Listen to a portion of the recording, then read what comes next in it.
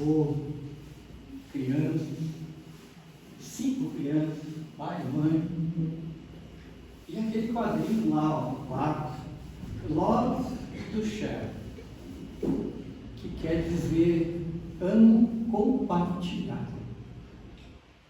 Eu acho que a figura nos demonstra bem o compartilhamento, né, nesse caso dessa família. Eu creio que todos nós, ou quase todos nós, tivemos a missão de ter filhos, que somos missionários, né, como pai. E quando a cegonha bateu lá para nos entregar o bebê, infelizmente ela esqueceu o manual de como agir com aquele pequeno ser que nos foi entregue, aquela pequena alma, que é uma alma já em uma nova reencarnação. Então, todos nós tivemos dificuldades, mas tenho certeza também que todos nós cumprimos o nosso dever. Se há, ou se houve, ou se haverá qualquer falha de nossos filhos, não dependerá da nossa educação, da instrução das escolas que para eles nós conseguimos, e sim de responsabilidade deles. Também quero ressaltar que sempre que um deles, qualquer um deles, nossos filhos, irmãos, netos, pais, necessitar de um colo ou de um ombro amigo, nós estaremos aqui. Principalmente os filhos. Porque nós, quando temos filhos, já somos mais novos, mais velhos. E com certeza já passamos muito das experiências que eles vão passar. Já ralamos muito o cotovelo, né? Que eles também vão ralar. Perdemos a tampa do joelho correndo, mas fomos lá e levantamos cada um deles. E ensinamos, continua a tua caminhada. E eu começo falando na oração do Pai Nosso, ela está exposta aí, não vou me aprofundar nisso. Quem quiser se aprofundar no Pai Nosso, lá no capítulo 28 do Estudo segundo o Evangelho, nas preces gerais está essa oração, a oração dominical. A cada frase vem toda uma explicação de cada uma delas, certo? E o objetivo maior de mostrar essa oração é lembrarmos que podemos não ter mais os nossos pais consanguíneos ou consanguíneos, mas temos a Deus sempre do nosso lado. E Deus é Pai de todos. Não importa o estágio que tu passa na terra, se estás optando pelo mal nessa temporada, se estás optando pelo bem, não deixará de forma alguma de ser filho dele e nosso irmão. Porque ele nos disse, né? Jesus nos disse, né? Nenhuma das ovelhas do meu Pai se perderá. Né? Então a ideia inicial da prece é justamente lembrar esse Pai maravilhoso, esse Pai amoroso, que não tem nada de rancoroso, ele não tem nada de vingativo, como muitas vezes nós aprendemos. Deus vai te dar o que tu mereces, e realmente Ele nos dá, mas não pelo mal, e sim pelo bem, pelo amor, pela força de um Pai que só nos quer bem. Deus não quer o mal de ninguém. O mal não existe, só existe o bem. O mal é coisa do homem, e ele tem, obviamente, que resgatá-lo para poder seguir no caminho certo, no caminho do amor, que é o caminho de Jesus até ao nosso Pai. Bom, no livro de Jesus para você, de Francisco Altamiro da Cunha, esse cidadão, ele escreve crônicas no jornal de Rio Grande do Norte. Eu peguei um livrinho dele, muito interessante no Clube do Livro, né?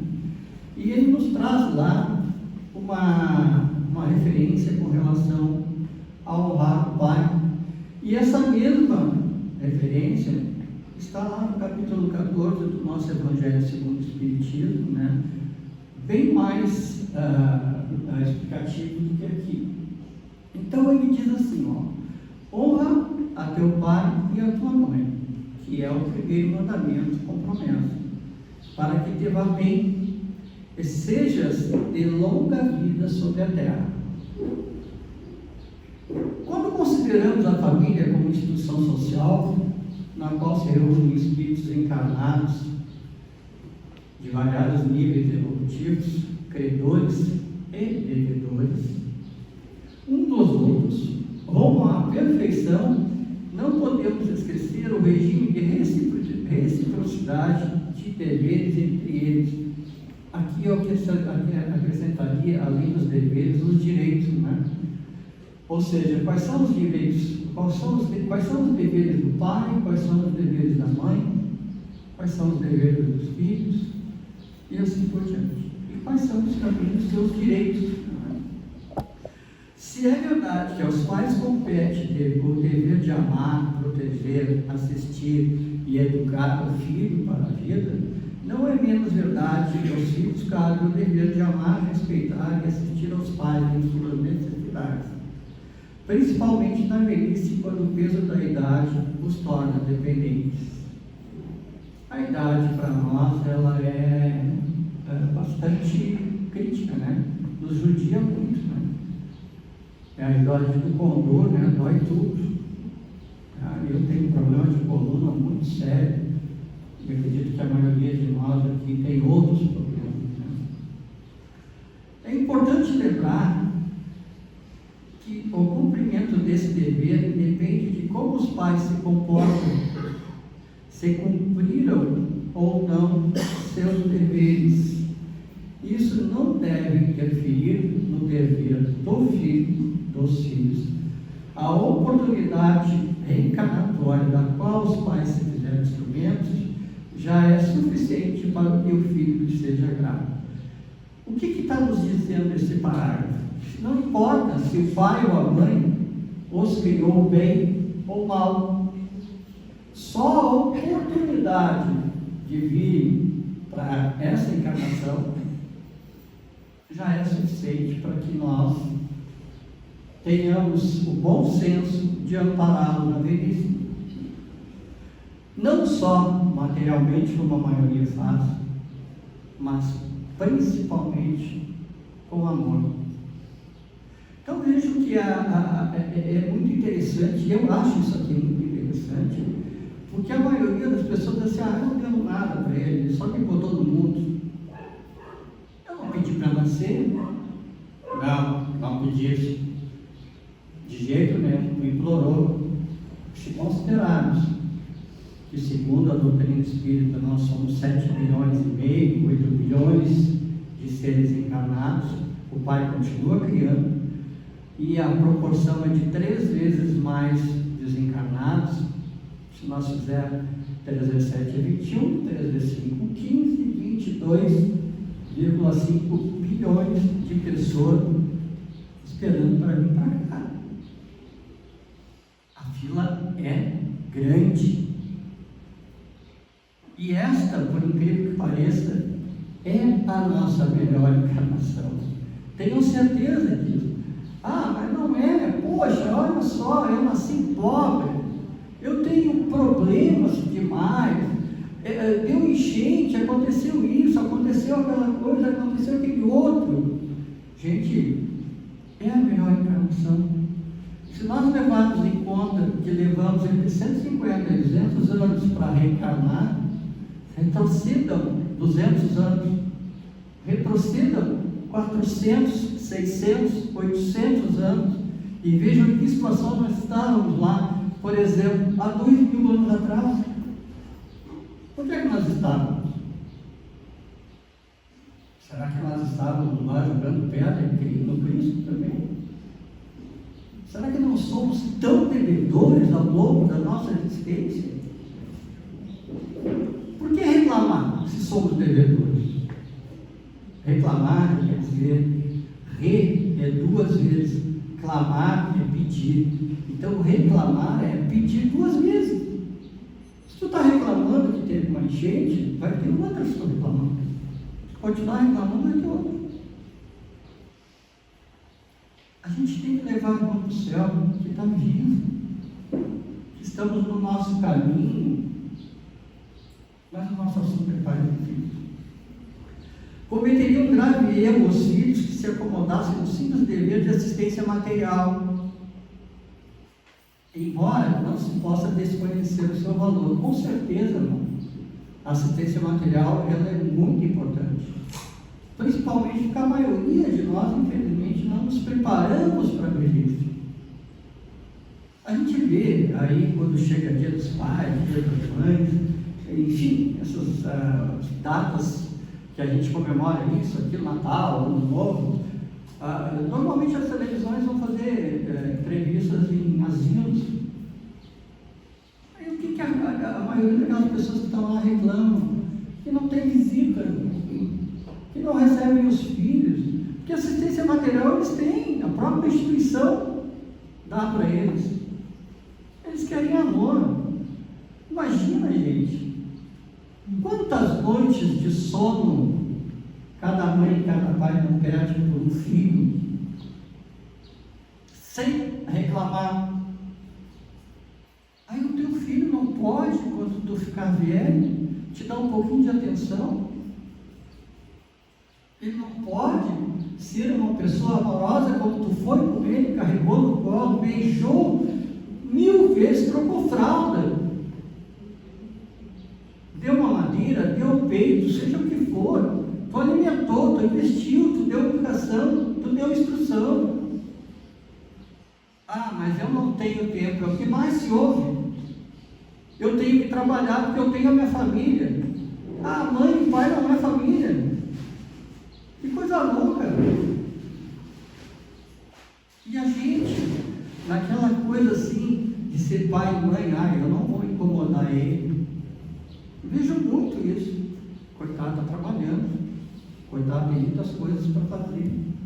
Eu estou aqui, como diz o Raul Cheio, esperando a morte chegar. Eu fiz por ele tudo que podia. Claro que tu fez por ele tudo que podia. Agora é a vez dele fazer tudo por ti, podendo ou não, porque tu fez tudo isso. Respeitar pai e mãe é assisti-los em todos os aspectos. Não deveria representar para os filhos um sacrifício, mas sim o prazer de retribuir a dedicação e o carinho recebidos na infância. Foi o que eu acabei de falar, todas essas coisas maravilhosas que eu disse para você. Pergunta 110 do livro O Consolador do Chico Xavier. A pergunta é: qual a melhor escola da preparação das almas reencarnadas na Terra? A melhor escola, e sempre será, é o lar, que é a base do sentimento e do caráter. Nós vamos ensinar aos nossos filhos o que eles vão ser quando crescer. Nós somos espelhos dos nossos filhos. O que nós fizermos de bom e de ruim, eles vão levar para a vida junto com eles. E aqui cabe uma coisa que a gente normalmente faz, que a gente exige dos filhos, exige, mas é um erro que a gente comete no intuito de que eles sejam melhores do que nós somos. E isso é um erro. Cada ser é um ser único.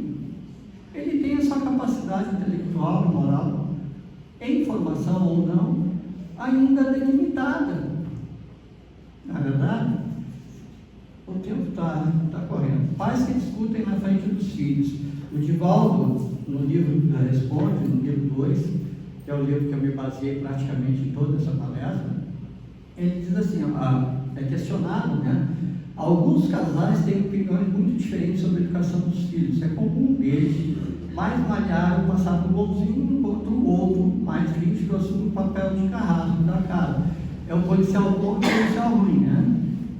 Além disso, os pais muitas vezes discutem na frente dos filhos. Essa atitude pode prejudicar o convívio familiar? Eu acho que a própria pergunta já é a resposta. É óbvio que vai prejudicar. E ele responde: cabe ao casal, aos pais, a tarefa de estabelecer e viver do lar os bons hábitos. Os bons hábitos. Depois a gente vai olhar o nome de uma senhora que eu não lembro agora. Esses bons hábitos, ele é imposto já na gestação. A gente começa a ser pai e mãe na gestação. Ali a gente começa a educar o nosso filho. Divaldo conta até nesse mesmo livro mais adiante, que uma senhora perguntou para ele: Divaldo, o que eu faço para educar o meu filho? Aí ele falou: mas que idade ele tem? Tem 4 anos. A senhora já perdeu 4 anos. Não é verdade? Quando os adultos discutem diante dos filhos, damos-lhe o exemplo da incompreensão e da incompatibilidade. É natural que as crianças, quando vê os pais em conflito, adira aquele que se torna vítima. Quer dizer, eu vou discutir com a minha esposa, aí eu vou dar um esporro. Tu não devia ter gastado tanto no cartão de crédito. Ninguém sabe disso, né? Ninguém fala disso. Tanto que o cartão de crédito estourou de novo, não sei o quê. A criança vendo aquilo, que partido ela vai tomar? Porque ela não sabe o que é cartão de crédito e muito menos por que o pai está fazendo aquilo. Aí ele vai optar por defender quem? A coitada da mãe que gastou demais no cartão de crédito. Mas ele não sabe. Ele não sabe ainda como é que isso aí, como se comporta isso, né? Bater nos filhos é a outra pergunta e a resposta do Divaldo. Alguns pais chegam ao extremo de dizer que o filho só obedece depois de apanhar. Alguns pais só dizem assim: meu filho só dorme depois que apanhar. Eu sou um exemplo disso, eu só dormia depois que eu apanhava. O filho obedece, mas logo em seguida faz a mesma coisa. E os pais perdem a paciência e batem de novo nos filhos. Como mudar essa situação? Sucede casos dessa natureza que já se encontra instalado um mecanismo repetitivo de irritabilidade pela perda da autoridade natural que deve viver entre pais e filhos. Quer dizer, tu não deu os limites para os teus filhos e eles vão te testando. Aí tu perde a paciência. Quando tu deveria tomar uma outra atitude, talvez mais cedo, ou talvez ainda de tempo, você vai lá e agride ele. Agressão não é educação, é punição, como está aqui mais adiante. Quando os pais são obrigados, olha, entre aspas, a bater, falharam na arte da educação. Não é o filho que é arteiro, a gente que falhou.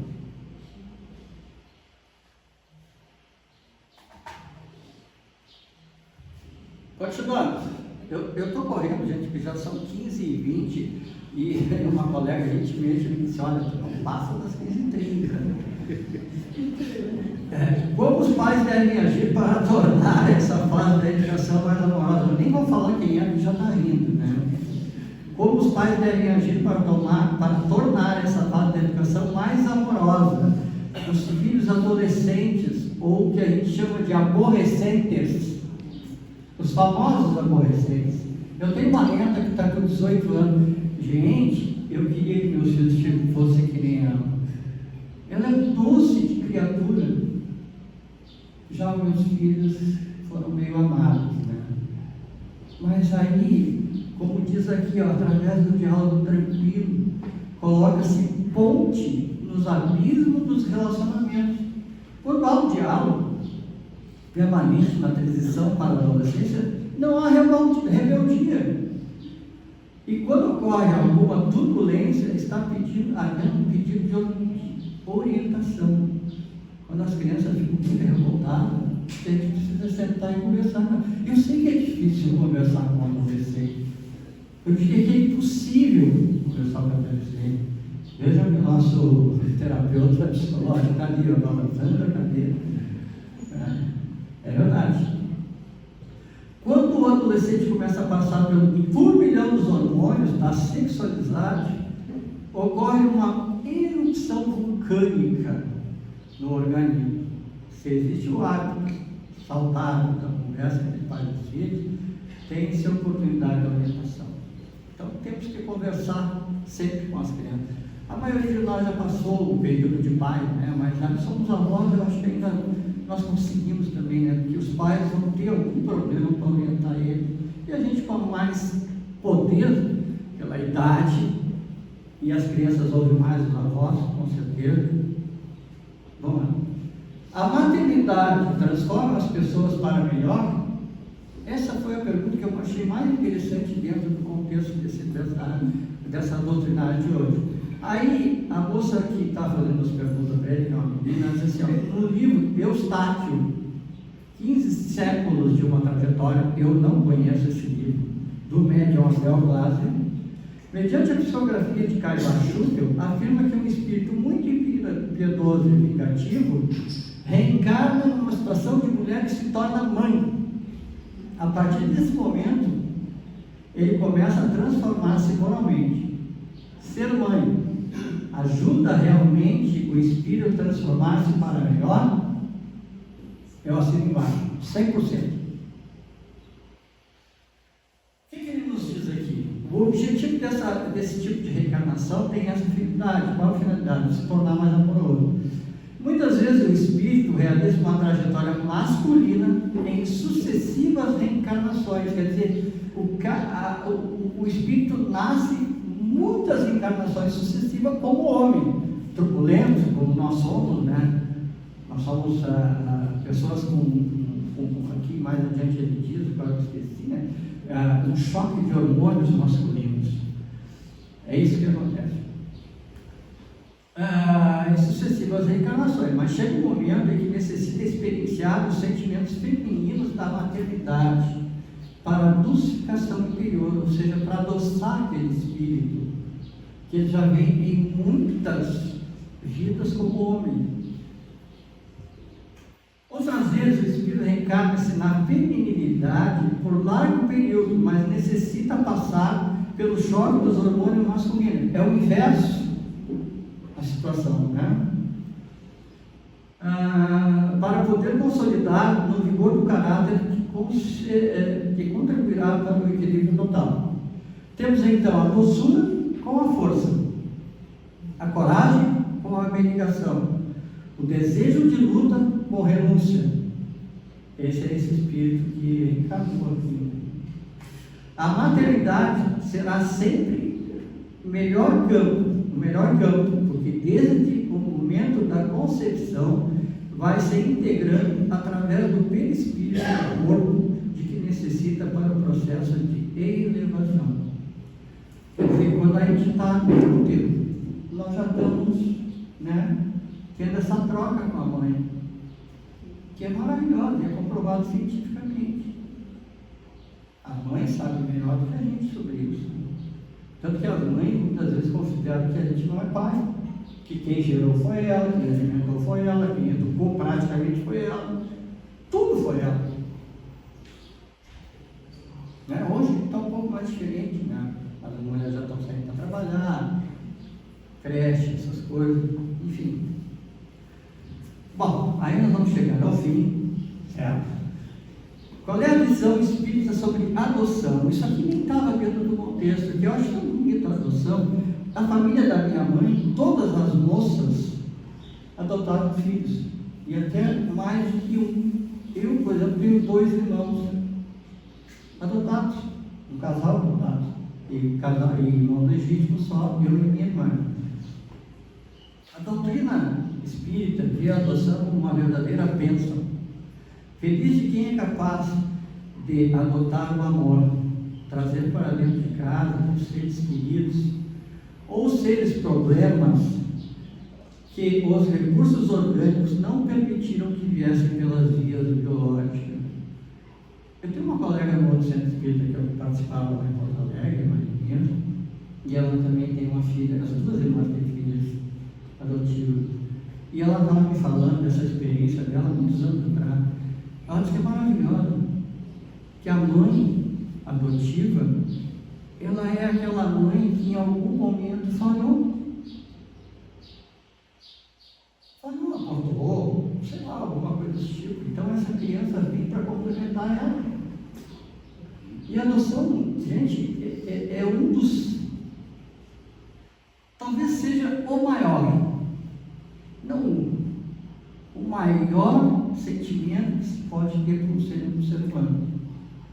Porque nós vamos tirar aquele ser de um estágio ruim, vamos dar amor, alimentação, educação, instrução. E muitas vezes a gente vê os filhos adotivos dizer assim, tu quer conhecer a tua mãe, teu pai? E muitas vezes a resposta é não. Minha mãe, teu pai, meu pai, são vocês. Não eles. Porque há um ditado popular que diz que mãe e pai é aquele que cria. Então a adoção é isso.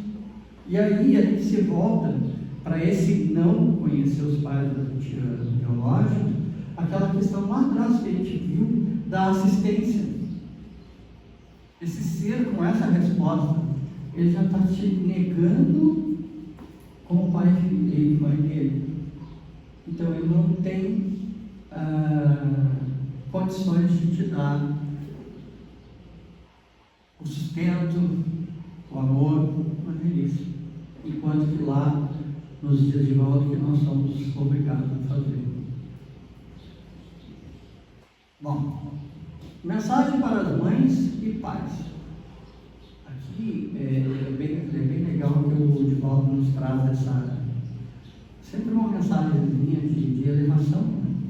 Então diz assim, a maioria das mães ama seus filhos e ainda existem pais que agem como verdadeiras mães. Eu recebo para ele o dia das mães, Dia dos pais. Isso é um orgulho, né? Que mensagem você poderia oferecer para essas pessoas? E ele diz assim, eu teria a oportunidade de dizer que o amor vale pela qualidade com que nós oferecemos. O amor é um bumerangue. Atiramos-o e ficamos no lugar, aguardando a sua volta. Todo mundo sabe que é o bumerangue, né? É aquele artefato dos índios australianos, não lembro o nome da tribo lá. O que acontece? A gente joga ele vai, faz todo um contorno e volta para a mão do indivíduo que jogou. Então isso é o que ele está dizendo aqui, que o amor é bumerangue. E isso vale para qualquer atitude no bem que tu fizer. Todo bem que tu fizer, tu vai saber do outro. Todo ele. Todo bem. O trabalho na casa espírita, que muitas vezes que é voluntário, não é tão voluntário assim, não. A gente tem responsabilidade. E responsabilidade, não é uma responsabilidadezinha. É grande, porque se tu te compromete em vir no centro espírita, a espiritualidade está te esperando, teus colegas estão te esperando, está todo mundo aqui, né? Esperando por ti, então não vai porque, acho que não, vou ficar em casa vendo ela. É horrível isso.